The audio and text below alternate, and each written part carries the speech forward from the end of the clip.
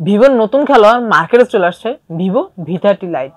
তো আমরা সকলেই জানি যে ভিভোর ভিসিদের ফোনগুলো কিন্তু একটু অন্যরকম হয়ে থাকে, মানে ভিভোর ভিসিদের ফোনগুলোতে কোম্পানি কিন্তু একটু আলাদাভাবেই কেয়ার করে, মানে আলাদাভাবেই একটু গুরুত্ব দেয়, মানে পারফরমেন্স ভালো থাকে, ক্যামেরা ভালো থাকে, মানে এভরিথিং। সো এই ফোনটি সম্পর্কে বিস্তারিত জানতে হলে আজকে ভিডিওটি সম্পূর্ণ দেখতে হবে। তবে আরেকটি কথা, যারা এখনো আমাদের চ্যানেলে নতুন আছেন, আমাদের চ্যানেলটি সাবস্ক্রাইব করেননি, প্লিজ সাবস্ক্রাইব করে দিবেন এবং পাশে থাকা বেল আইকনটি অন করে দিবেন। So let's go on. ফোনটার রেয়ার প্যানেলে এক ধরনের ব্রিজ টেক্সচার ব্যবহার করা হয়েছে, যার কারণে আউটার লুকটা অনেকটাই সুন্দর লাগছে।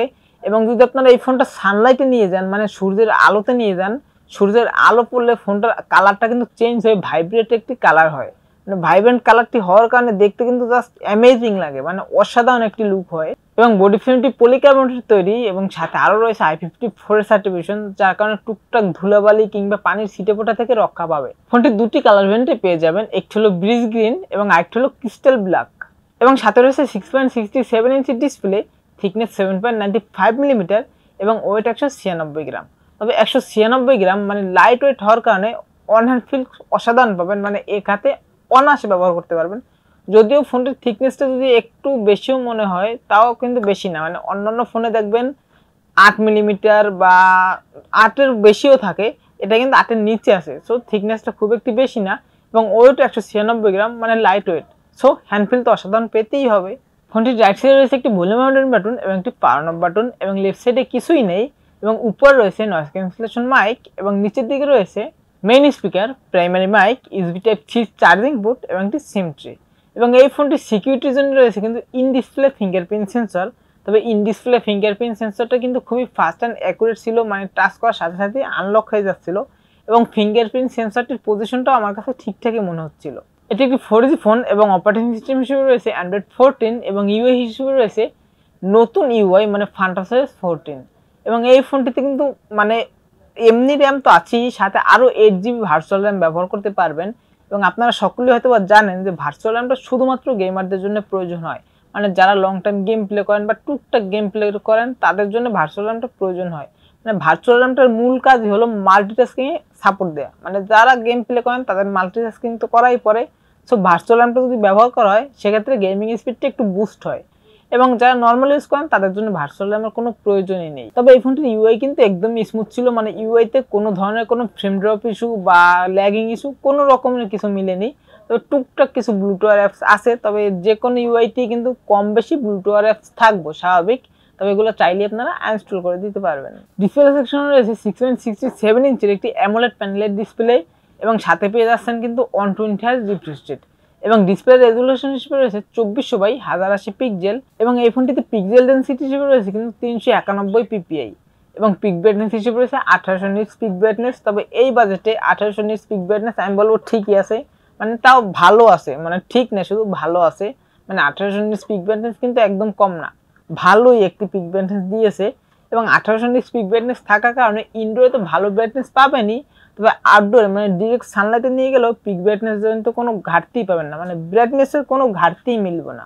সো ডিসপ্লে একদম খাপে খাপ। ডিসপ্লের উপরে ঠিক সেন্টার রয়েছে একটি পাঞ্চল সেলফি ক্যামেরা। এবং যদি এই ফোনটি চিন এবং বেজেল নিয়ে কথা বলতে চাই, চিনটা একটু মোটা মনে হয়েছে আমার কাছে, তবে প্রাইস হিসেবে ঠিকঠাক আছে, মানে প্রাইস হিসেবে চিন বেজেল একটু মোটা, এটা মানা যায়, ব্যাপার না। রিয়ার প্যানেল রয়েছে ট্রিপল ক্যামেরা সেটআপ, যার মেইন শুটারটি 50 মেগাপিক্সেলের একটি শুটার, যার অ্যাপারচার হিসেবে রয়েছে 1.8 এবং সাথে আরেকটি রয়েছে 8 মেগাপিক্সেলের ডেপথ সেন্সর, এটির অ্যাপারচার হিসেবে রয়েছে 2.4 এবং সর্বশেষ রয়েছে একটি ফ্লিকার সেন্সর। তবে এই ফোনটির রিয়ার ক্যামেরা দিয়ে ছবি তুলতে গেলে ছবি মোটামুটি বেশ ভালোই পাবেন, তবে একটু কালার ডিটেলসের ঘাটতি মনে হচ্ছিল এবং শার্পনেস জনিত একটু ঘাটতি মনে হচ্ছিল। তবে পোর্ট্রেট মুডটা কিন্তু খুব ভালোই রেজাল্ট দিচ্ছিল, মানে পোর্ট্রেট মুডে যদি আপনারা ছবি তোলেন সেক্ষেত্রে ভালোই ফলাফল পাবেন। ফ্রন্টে রয়েছে একটি 8 মেগাপিক্সেলের সেলফি ক্যামেরা, যার অ্যাপারচার হিসেবে রয়েছে 2 এবং এই ফোনটির মেইন ক্যামেরা মানে রিয়ার ক্যামেরা দিয়ে সর্বোচ্চ ভিডিও রেকর্ড করতে পারবেন 1080p 30fps এ। তবে এই ফোনটিতে কিন্তু কোনো প্রকার কোনো ভয়েস সাপোর্ট নেই। সো ভিডিও করার সময় একটু সাবধানতা অবলম্বন করবেন, মানে ভিডিও করার সময় যদি হাত নাড়াচাড়া করে বা মোবাইল নাড়াচাড়া হয় সেক্ষেত্রে কিন্তু ভিডিওতে শেখে একটি ভাব চলে আসবে। তাই বলবো ভিডিও করার সময় হয়তো একটি ট্রাইপড ব্যবহার করুন অথবা হাতে একদম স্ট্যান্ডার্ড ভাবে একটু ধরে রাখুন যাতে ফোনটা নাড়াচাড়া না হয়। ব্যাটারি সেকশন রয়েছে 5000 mAh একটি বড় ব্যাটারি, যেটাকে চার্জ করার জন্য রয়েছে ভাই মাথা নষ্ট বলবো, সামলাতে পারবেন তো? 80 ওয়াটের একটি ফাস্ট চার্জার, এবং এই চার্জারটি দিয়ে এই ফোনটিকে ফুল চার্জ করে আপনারা যদি নর্মালভাবে ইউজ করেন সেক্ষেত্রে 1.5 দিনের একটু বেশি ব্যাকআপ অনায়াসে পেয়ে যাবেন। এবং যদি হেভি ইউজ করেন মানে একটানা গেম প্লে করেন অথবা একটানা মুভি দেখেন সেক্ষেত্রে 6.5 থেকে 7 ঘন্টার মতো ব্যাকআপ পেয়ে যাবেন। তবে ব্যাটারি সেকশনে কিন্তু একটি দুর্দান্ত বিষয় রয়েছে, সেটি হলো 4 ইয়ার্সের রিপ্লেসমেন্ট কার্ড। ভাই মানে বুঝতেছেন না? বুঝিয়ে বলার জন্য তো ভাই আমি আছি, চিন্তা কিসের। মানে ভিভো কোম্পানি এই ভিভো V30 লাইট ফোনের ব্যাটারিতে মানে একটি রিপ্লেসমেন্ট কার্ড দিয়েছে, মানে ব্যাটারির সাথেই বক্সের ভিতরে পেয়ে যাবেন যেটি।